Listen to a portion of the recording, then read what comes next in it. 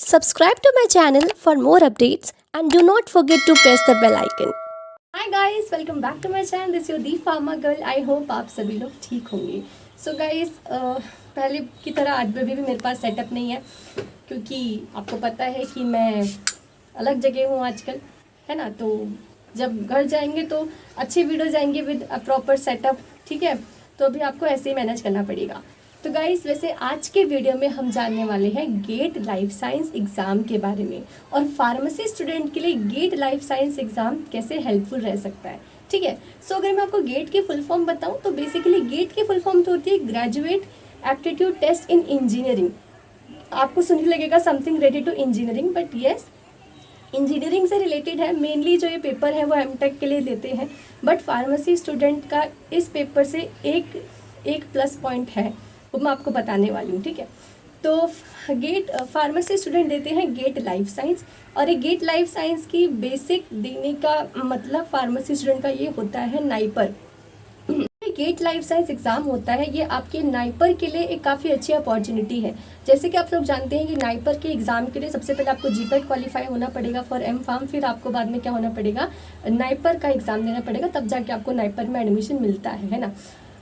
अब नाइपर वाले क्या है कि जो नाइपर वाले हैं वो अब गेट एग्ज़ाम को भी प्रेफर कर रहे हैं to give a exam of NIPER. मतलब अगर आप गेट क्लियर है तो आप नाइपर का एग्ज़ाम देने के लिए एलिजिबल हो सकते हैं. मतलब ये जो हमारा गेट का पेपर है, ये एक और डोर है for going for the NIPER, है ना. तो अगर आपका मेन टारगेट नाइपर है तो आप गेट एग्ज़ाम भी दे सकते हो. तो अगर मैं इस गेट एग्ज़ाम के एग्ज़ाम पैटर्न की बात करूँ, गेट लाइफ साइंस के एग्ज़ाम पैटर्न की बात करूँ, तो ये जो हमारा एग्ज़ाम है इसमें सबसे पहले आपके दो कंपलसरी सब्जेक्ट हैं जो आपको करने ही करने हैं. एक आता है इसमें जनरल एप्टीट्यूड और एक आता है इसमें केमिस्ट्री. ये हमारे दो कंपलसरी सब्जेक्ट हैं जो आपको देने हैं. फिर बाद में आते हैं 5 इलेक्टिव सब्जेक्ट. अब इन 5 इलेक्टिव सब्जेक्ट में आपको दो सब्जेक्ट चूज़ करने होंगे अपना एग्ज़ाम देने के लिए, ठीक है. तो ये जो 5 सब्जेक्ट हैं इलेक्टिव, वो आपके botany, zoology, microbiology, biochemistry and food technology. तो ये हमारे 5 सब्जेक्ट होते हैं इलेक्टिव, जिसमें से आपको 2 चूज़ करने होते हैं और आप अपना एग्ज़ाम दे सकते हैं. अगर मैं इस एग्ज़ाम के पैटर्न की बात करूं तो गाइस देखो, गेट का जो हमारा कट ऑफ होती है वो थोड़ी कम जाती है एज़ कम्पेयर टू जीपैट. की जीपैट की कट ऑफ थोड़ी ज़्यादा जाती है, बट जो हमारा गेट का थोड़ा एग्ज़ाम का पैटर्न होता है ना, जैसे क्वेश्चन हमारे गेट में आते हैं वो थोड़े हाई लेवल के होते हैं. मतलब थोड़े कठिन हो सकते हैं क्योंकि उसमें न्यूमेरिकल बेस्ड क्वेश्चन आते हैं, फिल इन द ब्लैंक्स भी आते हैं, उसमें एमसीक्यू आते हैं, एमएसक्यू टाइप आते हैं. तो इतना जो है गेट, अगर मैं कहूँ कि जीपैट और गेट से ज़्यादा आसान कौन है, तो हमारा जीपैट एग्ज़ाम ही ज़्यादा आसान है अगर हम गेट की बात करें. बट आप गेट को सीरियस होकर देना चाहते हैं तो आप दे सकते हैं, पर आप इसको एज अपना एक सेकंड हैंड मान के चल सकते हैं, अपना एक ऑप्शन मान के चल सकते हैं कि गेट एग्ज़ाम के थ्रू भी चलो हम ट्राई कर लेते हैं, ठीक है.